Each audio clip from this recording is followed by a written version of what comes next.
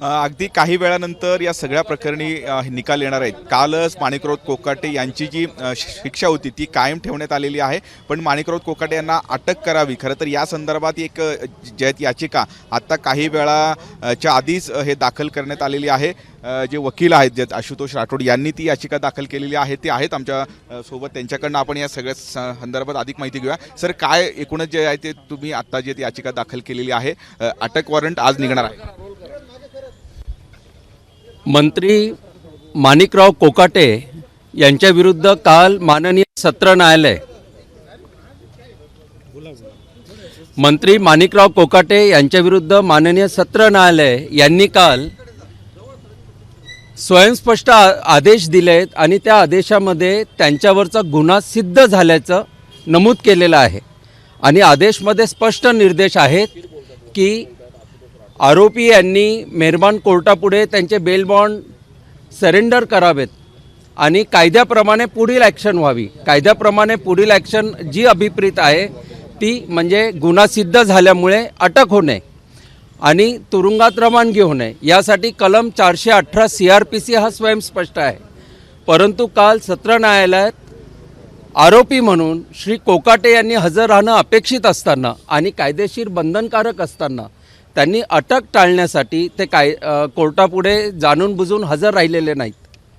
ही जी कायदेशीर पळवाट त्यांनी शोधून काढली ती पळवाट बंद करण्यासाठी आज आम्ही रीतसर मेहरबान ट्रायल कोर्टापुढे कलम 418 CRPC अंतर्गत अर्ज दाखल केलेला आहे आणि मेहरबान कोर्टाने त्या अर्जाची त्वरित दखल घेऊन या कलमनुसार कारवाई करण्याची गरजच का पडली। खरं तर सत्र न्यायालयाची आदेशाच्या वेळेसच अंमलबजावणी होणे आवश्यक होते असे निरीक्षण नोंदवून आता पुढे रेकॉर्ड अँड प्रोसिडिंग मागवण्याची प्रक्रिया सुरू झालेली आहे आणि येत्या काही तासामध्ये न्यायानुसार CRPCनुसार जे अभिप्रेत आहे ती कायदेशीर प्रक्रिया पूर्ण होईल याचा मला विश्वास आहे। शेवटी कायदा हा कायदा असतो आणि कायद्याची अंमलबजावणी होते हा अतिशय स्पष्ट संदेश आपल्या सर्वांना मिळेल असा मला आत्मविश्वास आहे। वॉरंट निघण्याची शक्यता बोलली जाते, आपण नेमकी काय मागणी केली? बघा, याच्यात शक्यता नाही आहे, याच्यात क्लिअर आहे पोझिशन कायद्याची स्पष्ट आहे की एकदा गुन्हा सिद्धी झाली की त्याच्यानंतर अटक ही क्रमप्राप्त आहे। अटक हे डिस्क्रिशन नाही, हे काही निर्णयावर नाही की अटक करायची किंवा नाही करायची। अटक होणे हे क्रमप्राप्त आहे आणि त्यानुसार या प्रोसिजरमध्ये असल्यामुळे आता त्यानुसार सर्व प्रक्रिया पार पडेल असा मला विश्वास आहे।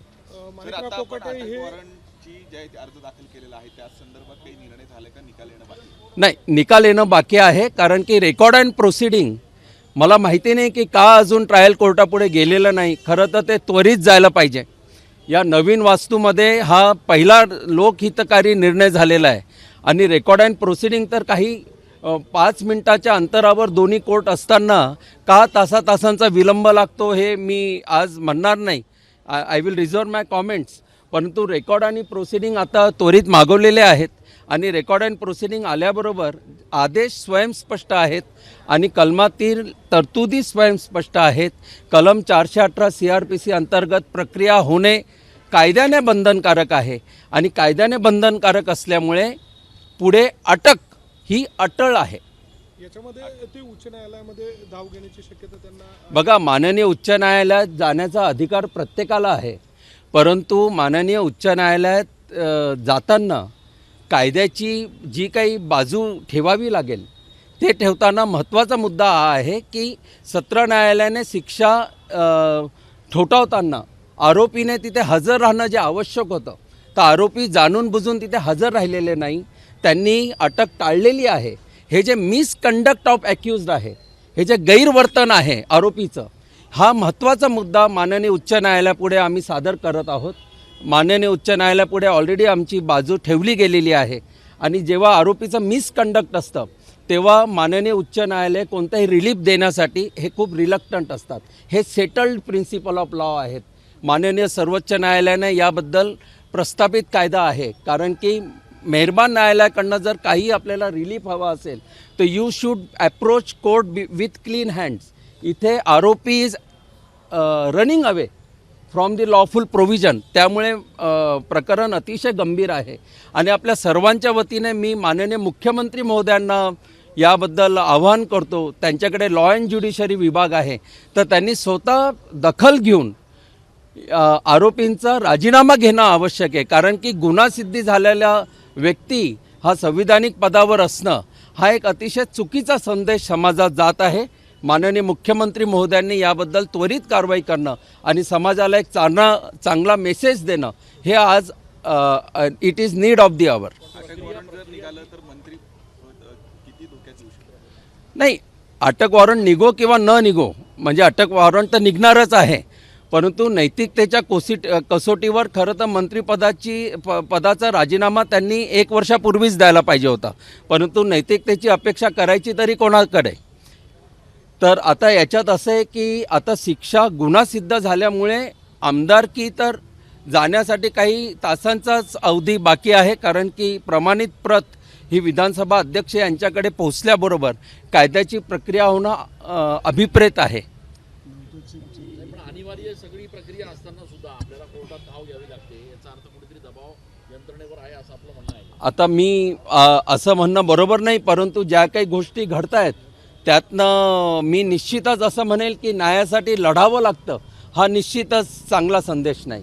न्याय प्रक्रिया ही सहज पाहिजे, सोपी पाहिजे आणि न्यायासाठी झगडावं लागू नये. कारण की सेटल्ड प्रिन्सिपल असं आहे की justice should be not only done but it should be seen to be done.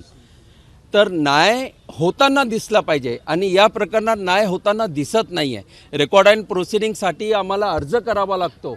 He G harassment आहे ही बरोबर नाही, परंतु आता मेहरबान न्यायालयाचा मी आदर राखतो आणि लवकरच याबद्दल कायद्याची प्रक्रिया राखली जाईल असा विश्वास व्यक्त करतो. त्यामध्ये एक मुद्दा क्लिअर करा की तुम्ही म्हणालात की राज्यपालांकडे किंवा त्याबाबतची जी पुढची प्रक्रिया असते ती प्रक्रिया नेमकी कशी असते, किती वेळेमध्ये ती होणं अपेक्षित असतं, त्याची काही बघा, आता याच्यात कॉन्स्टिट्युशनल लॉचे सर्व प्रकरणं इन्व्हॉल्व झाले आहेत.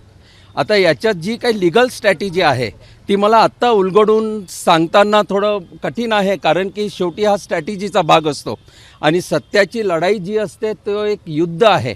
तर याच्यात काही आमच्या ज्या स्ट्रॅटेजी आहेत त्या वेळेवर उघड होतील, वेळेवर तुम्हाला कळतील. याच्यात आम्ही माननीय सर्वोच्च न्यायालयातही काही SLP दाखल करत आहोत. माननीय राज्यपाल महामहिम यांच्यापुढे आम्ही करत आहोत. त्यामुळे आता या प्रकरणात सर्व कायदेशीर प्रक्रिया पार पडत आहे आणि वेळोवेळी त्या वेळी आपल्याला हे कळत जाईल. आता मला उलगडून सांगता येणार नाही कारण की हा स्ट्रॅटेजीचा भाग आहे. सर, आपण म्हटलात की आमदारकी काही तासासाठी होती, नेमकं काय तुम्हाला म्हणायचं आहे? नाही, मला हे म्हणायचं आहे की कलम 418 CRPC अंतर्गत जी काही प्रक्रिया पार पडेल त्या प्रक्रियेनुसार जे काही निष्पन्न होईल त्या निष्पन्नात जेव्हा गुन्हा सिद्ध झालेला आहे तर कायद्यानुसार 2 वर्षाची शिक्षा जर झाली असेल तर आमदारकी राहत नाही. लोकप्रतिनिधी कायदा आहे, स्वयंस्पष्ट आहे. हे माझं म्हणणं नाही, हे कायद्याचं म्हणणं आहे. ही वैयक्तिक लढाई नाही. माझं आणि माणिकराव कोकाटे यांचं वैयक्तिक वैर नाही. हा तत्वांचा लढा आहे, ही कायद्याची लढाई आहे. त्यांचे वकील म्हणतात की नाशिकच्या कोर्टामध्ये येण्याची आवश्यकता फारशी नाही आहे, कारण आम्ही उच्च न्यायालयामध्ये याबाबत दाद मागतो. बघा, कायदा असा म्हणतो की जेव्हा आरोपीचा जजमेंट दिलं जातं तेव्हा आरोपीचं कोर्टापुढे असणं आवश्यक असतं. परंतु निकाल काय लागेल याची जाणीव असल्यामुळे अटक टाळण्यासाठी ते कोर्टापुढे जाणून बुजून हजर राहिलेले नाहीत असं प्रथमदर्शनी दिसतंय. आणि माझं असं म्हणणं आहे की याबद्दल आता मेहरबान कोर्टापुढे न्यायप्रविष्ट आहे, तर न्यायप्रविष्ट असताना आता याबाबत मी जास्त बोलणं योग्य होणार नाही. बरं, 1 मिनिट. आता ज्येष्ठ विधिज्ञ आव्हाड साहेब याबद्दल काही बोलतायत. मुळामध्ये अपील कोर्टासमोर त्यांनी उपस्थित राहणं त्यांच्यावर बंधनकारक आहे. माणिक कोकाटे स्वतः वकील आहेत, त्यांना कायद्याची माहिती आहे असं आपण गृहीत धरूया. काल ते गैरहजर का राहिले आणि बरेचदा विधानसभाचं सत्र सुरू आहे असं सांगून ते प्रोलॉंग करत गेले, कारण यापूर्वीच निकाल अपेक्षित होता. दुसरी गोष्ट अशी आहे की नवज्योत सिंग सिद्धूच्या मॅटरमध्ये अशीच शिक्षा झाली आणि त्यांचं ते पद गेलं होतं. मला या ठिकाणी एक महत्त्वाचं मुख्यमंत्री महोदयांना सांगायचं आहे की तुम्ही नागपूरच्या काँग्रेसच्या आमदाराला वेगळा न्याय देता. आता या ठिकाणी आपण निश्चित कशी भूमिका घेतात ते पाहणं उचित आहे, कारण नागपूरच्या एका आमदाराला काँग्रेसच्या शिक्षा झाली 2 वर्षाची आणि त्यांना लगेच त्यांचं विधानसभेचं पद गेलं. आता या ठिकाणी फडणवीस कुठली भूमिका घेतं हे पाहणं फार महत्त्वाचं आहे. धन्यवाद.